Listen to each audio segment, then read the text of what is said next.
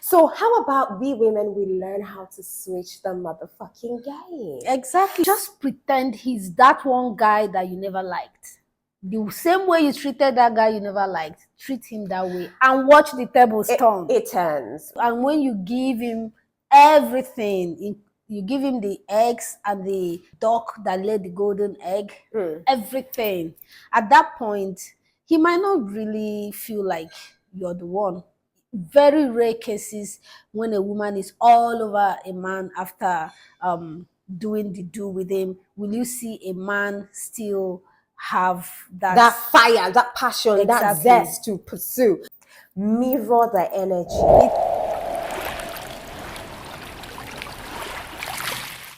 Hey guys, welcome to my channel. My name is Jane Lawrence and I come with a lot of juicy content. You know me. And I'm Esther, still in your faces. I'm back. Yes, she's back like she never left. Yeah. So on today's episode, we're going to talk about things that you should do for him to miss you. Like miss you like crazy. Miss you in such a way that he starts to think to himself, what's so special about this girl? Yeah. But you're doing things that most girls will never think of doing or can never position their minds to do because we've been groomed to be a softie. Number one is reach out and pull back afterwards. When I mean reach out and pull back afterwards, I like that. Is this, right? And these are the things that men do. Like they make you reach a point where your inhibition is being brought low. They're the ones chasing you. They're the ones chasing you. They give you so much love, and some of them at that point can be love bombing you. Yeah. They give you love so much so that you think that they're really interested in you. And but the motive, but the motive, there's got to be an ulterior motive, because whether you like it or not, upon looking at you or upon getting attracted to you, there's always an ulterior motive to get the cookies. Yeah. All right. So they do whatever they want, as in they do whatever it takes to get you to bring down your walls, bring down your guards. And you know, the funny thing is that when you give it too easy, right, that's when the thrill dies down. Exactly. So how about we women, we learn how to switch the motherfucking game. Exactly. In such a way that, right, you're reactive to all of his advances and everything, putting in mind that you know what he wants is the cookies, but you're making him feel like, oh, he's going to get the cookies, but he has to work really hard to get it. And at the end of the day, peradventure, you make out.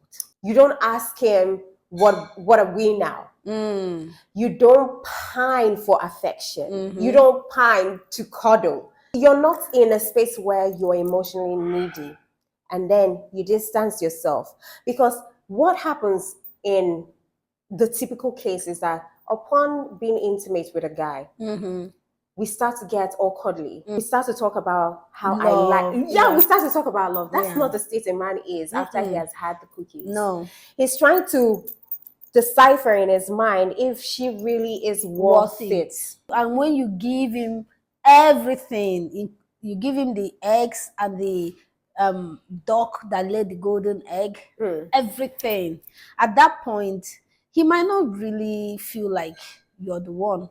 Very rare cases when a woman is all over a man after doing the do with him, will you see a man still have that fire, that passion, that zest to pursue?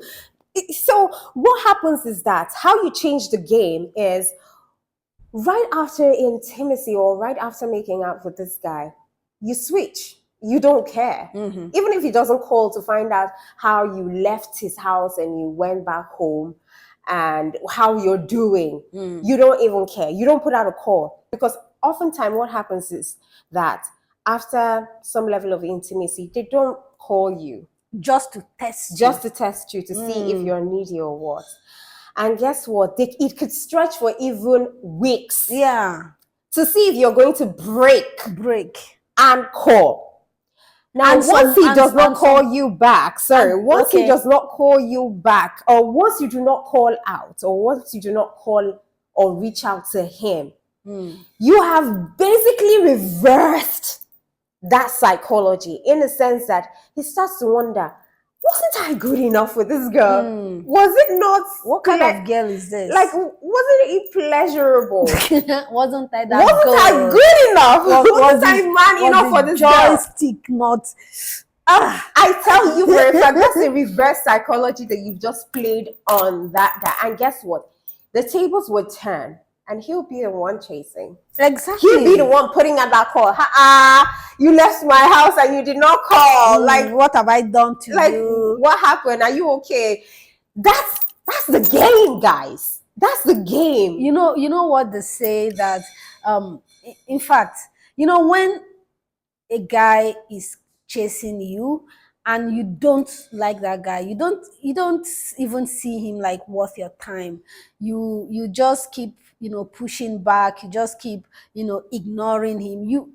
Jane, that particular guy is the guy who will keep chasing you. I swear. That's the energy I have said this over and over again. See, that's the person vibe. you do not give your energy and your time to is the one who comes after you or starts to chase after you. You present yourself as intriguing to that person because that's a different ball game altogether for the male species. The male species, what happens in a man and woman relationship is that after chasing a woman and after making sure that her inhibitions are brought low and she's now acceptive or she's now receptive, after intimacy, what happens is that the table automatically turns. Yeah. Where the woman starts to become needy and chasey. Because women are more emotional. Yeah. After typically. sex. Yeah. The serotonin, oxytocin just kicks in. But for the man, that's when he wants to withdraw. Exactly. And think about, his life and weigh his decision after ejaculation. Is it really worth it? Yeah. Do you get? Exactly. So if you pine for affection in that period, he will think you needy and you're not worth his time. Like you're bringing yourself further away from the pedestal that he once placed you when he first met you, when you had no intimacy and no interest when he had to cajole you to make you interested. So guys, what we are saying is, why don't you switch things around? This is the guy you really like. This is the guy, your dream guy. Why don't you just pretend like he's not your dream guy? I know it's very difficult. All you want to do is stay up at night with him, chatting till 2 a.m. All you want to do is hang out with him. All you want to do is be in his space. Just lock up emotions. Just pretend he's that one guy that you never liked. The same way you treated that guy you never liked, treat him that way and watch the tables turn. It turns. Let me tell you something for a fact. There was a guy that I really did like, and after some level of intimacy, it now seemed as if the table was switching. I was now the one trying to do the chasing and, revealing how much I really did like. You can imagine. But guess what? That was what even chased him further away. And something, the thing about me is that I am never going to be in that masculine energy where I chase anyone, regardless of how much I feel for them. Yeah. Right? I'll let you be. It's an affront to your own integrity. Yeah, I have already told you how I felt, right? Or how I feel about you. So the ball is in your court. If you want to take it, if you don't, it's up to you. But you know what? I will not go out of my element or out of my jurisdiction as a feminine to chase you, right? Because if I do that, I will continue doing that, and that's not all the energy. That's not what I want. Yeah. You have to be in a position where you realize that this is the person I want to be with. Like, this is a woman I want to be with. I love her equally. If I do not give you that space to think, to decipher, to dissect, and come to the conclusion that I really like her as much as she likes me, then I will be the one suffering. I will be the one at the losing end, because Yeah. I will be exerting more masculine energy, which will irritate that man and make me feel need, or make him see me as someone who is needy, which is not the intention here is pure. I love you, you know, not for what you can give. Exactly. But he doesn't see it that way, because that's not how men receive love. Abuse, yeah. Now, guess what? There is another guy who I met in a wedding, and he likes me, right? He's been chasing, and I've been begging you to just go for a coffee, go for he's been chasing like crazy, and I'm not at that energy to give more, because, you know, for me, like I said, I'm a very static person when it comes to emotions and love, right? Yeah. So once I am directing my energy towards one person, even if that person is not reciprocating, I will withdraw and deal with how I feel about that person, and make sure that I heal. Yeah, make sure that I heal before I do not do rebounds, because I am not capable of doing that.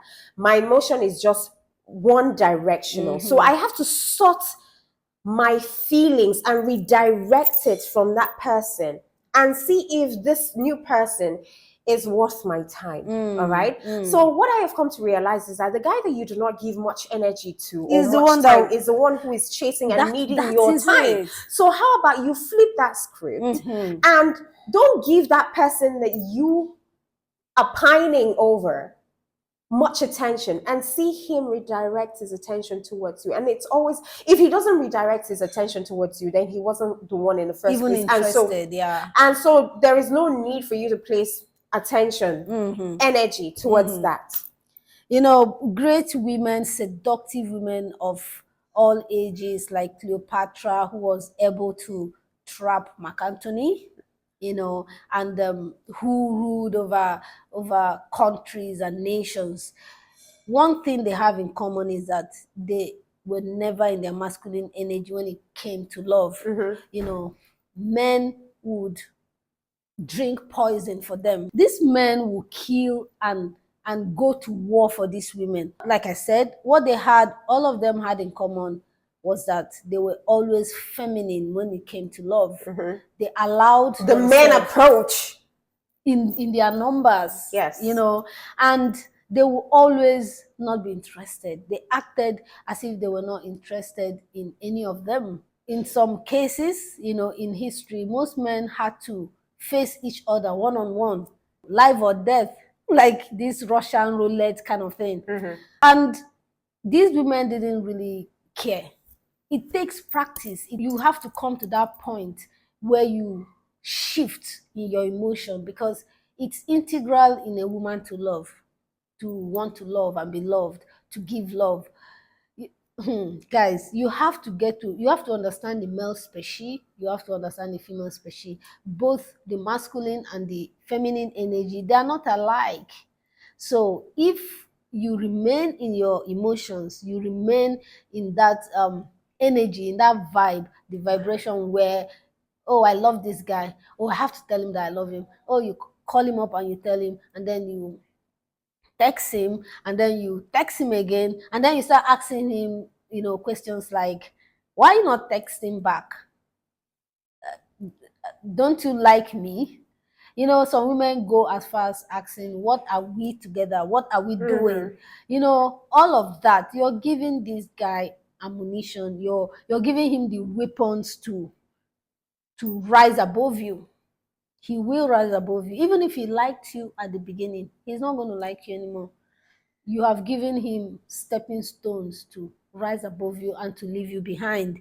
So women should learn how to subject your emotion under control. Yes. Your emotion should never be, or your emotion should never control you. You should have the capacity to control your emotions. Bring it under control in such a way that no matter how much you feel for a person, if they're not playing the right cards, don't show your cards.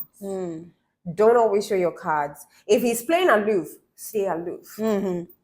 Mirror the energy. It's not easy. Yeah, it's not easy. And when I say these things, oftentimes women would say, why do we always complicate love? Like, love shouldn't be complicated. If you love someone, they should love and if someone loves you, you should love them 100%, nothing withheld. You know, you're not protecting anything, you're open. Listen. We have tried that. If you ask most women, they've tried that over and over Our again, mothers have tried that. and they've been beaten down.